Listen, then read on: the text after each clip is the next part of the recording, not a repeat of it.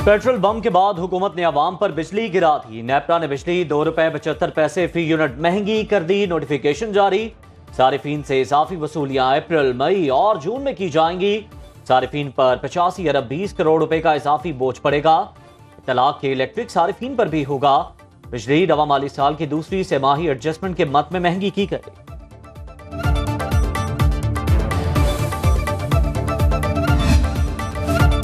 Islamabad high court के 6 जजेस के खत पर सुप्रीम कोर्ट ने आज खुद नोटिस ले लिया। चीफ जस्टिस काजी फाइज ईसा की सरबराही में 7 रुकनी लार्जर बेंच तश्कील।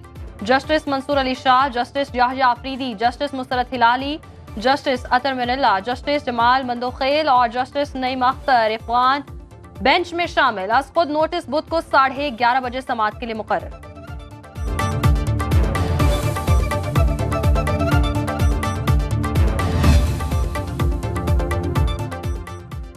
साबिक चीफ जस्टिस तसद्दुक हुसैन जिलानी ने जजेस के खत के मामले पर कायम इंक्वायरी कमीशन की सरबराही से माजरत कर ली। खत में वज़ीर आज़म को लिखा, जजेस ने इदारा जाती मुशावरत की इस्तदा की। तजवीज़ है चीफ जस्टिस इस मामले को इदारे की सतह पर हल करें। 2 रोज पहले विफाकी हुकूमत ने काबीना की मंजूरी से तसद्दुक जिलानी की सरबराही में कमीशन बनाने की मंजूरी।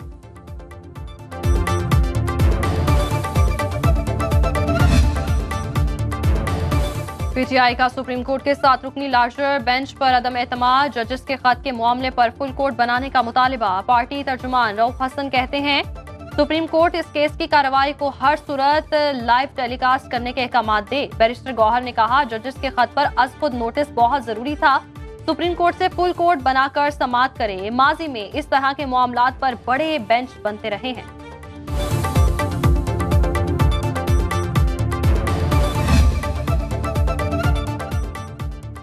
कौमी असम्बली में जजेस के खत के मामले पर ऑपोजिशन की हंगामा आराई। ऑपोजिशन का ऐवान में बहस कराने पर इसरार, हुकूमत का इनकार।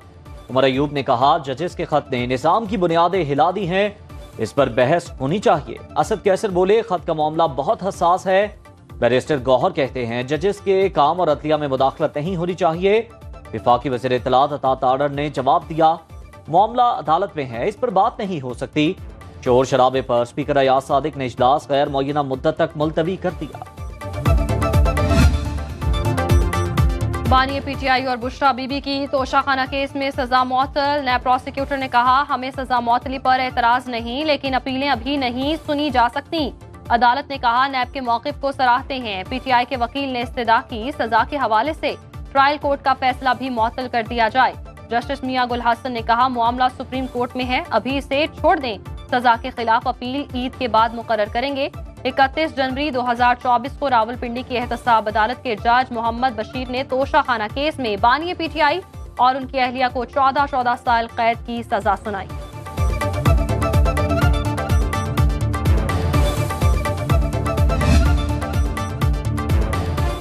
वज़ीर आज़म शहबाज शरीफ का दासू डैम का दौरा। चीनी इंजीनियर से मुलाकात। चीनी शहरियों की हलाकत पर इजहार अफसोस। तकरीब से खिताब करते हुए कहा, बिशाम हमला बुज़दिलाना फेल था। दहशतगर्दों ने पाक चीन ताल्लुकात मुतासिर करने की कोशिश की।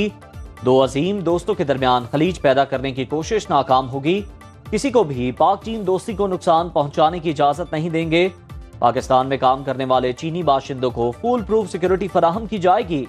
तकरीब से पाकिस्तान में चीन के सफीर ने भी खिताब किया। बिशाम हमले में मुलव्वस अहम कमांडर और दहशतगर्द नेटवर्क बेनकाब। सीटीडी ने 10 से ज्यादा दहशतगर्दों और सहूलतकारों को गिरफ्तार कर लिया। मुलव्वस नेटवर्क का ताल्लुक अलदम तंजीम टीटीपी से है।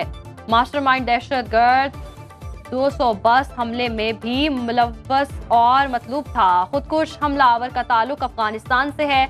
हमलावर को पहाड़ी रास्तों के जरिए लाने वाले कमांडर को गिरफ्तार कर लिया गया। बिशाम हमले में हलाक चीनी इंजीनियर्स की मैयतें चीन पहुंचा दी गईं। विफाकी वजीर ओवरसीज पाकिस्तानीज चौधरी सालिक हुसैन खुसूसी तैयारे में मैयतें लेकर चीन के सूबे वुहान पहुंचे। पाकिस्तानी हुकूमत और अवाम की तरफ से ताज़ियत का इजहार। नूर खान एयरबेस से पाकिस्तान एयरफोर्स का खुसूसी तैयारा लाशें लेकर चीन रवाना हुआ। इस मौके पर 1 मिनट की खामोशी भी इख्तियार की।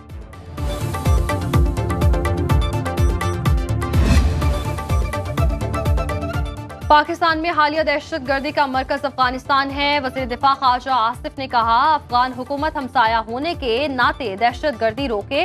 पूरी दुनिया में जिस तरह बॉर्डर हैं, पाक अफगान बॉर्डर भी वैसा होना चाहिए। IMF प्रोग्राम चल रहा है, अहदाफ भी पूरे कर रहे हैं। टैक्स, बिजली और गैस में हजारों अरब की चोरी हो रही है।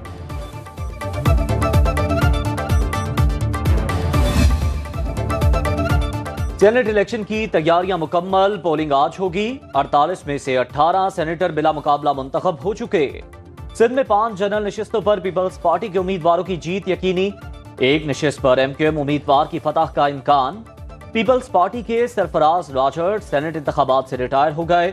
आजाद उम्मीदवार फैसल वापटा के जीतने की राह हमवार। पंजाब में सेनेट की 5 नशिस्तों पर नून लीग के उम्मीदवारों का पलड़ा भारी। पीपल्स पार्टी की खातून उम्मीदवार फायजा मलिक नून लीग के हक पे दस्तबरदार।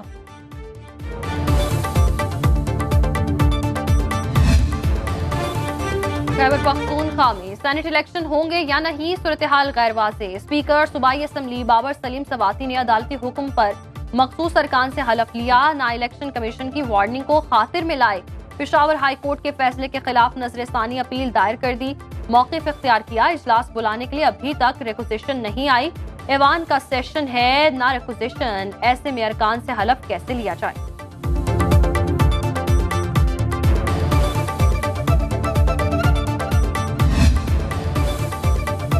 पार्लियामेंट का मुश्तरका इजलास 16 अप्रैल को बुलाने का फैसला। सदर आसिफ जरदारी खिताब करेंगे। सदर ममलिकत के खिताब से पार्लियामानी साल का आगाज होगा। कौमी असम्बली का इजलास 18 अप्रैल को होगा। सदर के पार्लियामान से खिताब पर बहस होगी। सेनेट का इजलास 5 अप्रैल को बुलाने की तजवीज़।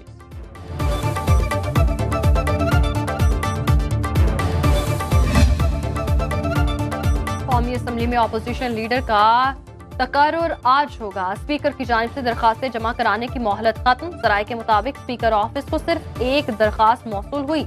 आज 11 बजे अपोजिशन लीडर के उम्मीदवार उमर अयूब को तस्दीक के लिए बुला लिया गया।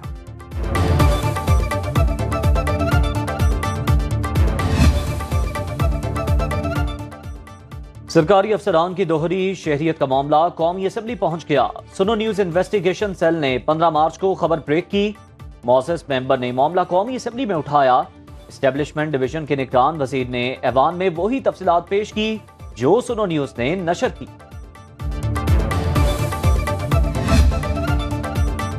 वज़ीर आला पंजाब मरियम नवाज की ज़ेर सदारत पार्लिमानी पार्टी का इजलास। मुस्लिम लीग नून, पीपल्स पार्टी, मुस्लिम निकाफ और दीगर अरकानी असम्बली की शिरकत। सेनेट के इलेक्शन की हिकमत अमली पर गौर। अरकानी असम्बली ने तजावीज़ और सिफारिशात पेश की। मरियम नवाज का कहना है, पंजाब की तरक्की अज़्म है, कोई इलाका महरूम नहीं रहेगा। अली हैदर गेलानी ने कहा, फायजा मलिक दस्तबरदार हो चुकी, बुश्रा भट्ट और अनूश रहमान को वोट देंगे।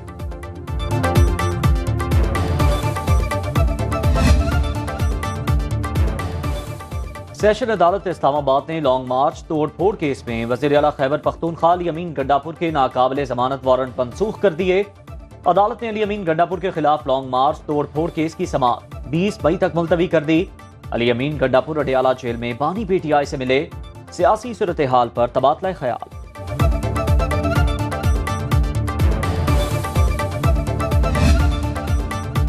PTI रहनुमा हमाद अजहर तवील रुपोशी के बाद मंजर आम पर पेशावर हाई कोर्ट में मीडिया से बात करते हुए कहा, गुज़श्ता 8 माह में मुल्की कानून को मजाक बनाया गया। मेरे खिलाफ 51 मुकदमात बनाए गए। मुझ पर और मेरे घर वालों पर जो गुजरी उस पर दुख है। 2/3 अक्सरियत से जीतने वाली जमात को हरा दिया गया। इस्लामाबाद हाई कोर्ट का फवाद चौधरी को जमानत पर रिहा करने का हुक्म। जहलू में जमीन से मुताल्लिक केस में फवाद चौधरी की दरखास्त से जमानत मंसूख।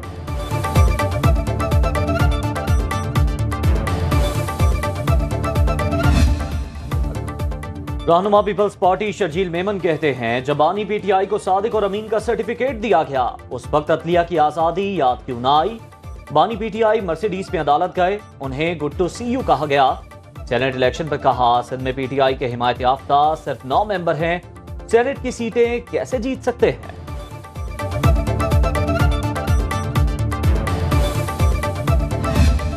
ईद उल फितर करीब आते ही मार्केट्स में रश बढ़ने लगा। महंगाई के शिकवे और खरीदारी दोनों जारी। इफ्तारी होते ही खवातीन बाजार पहुंचने लगी। शौहर कहाँ, बच्चे कहाँ, नहीं कोई परवाह। मर्द शिकवा करने लगे।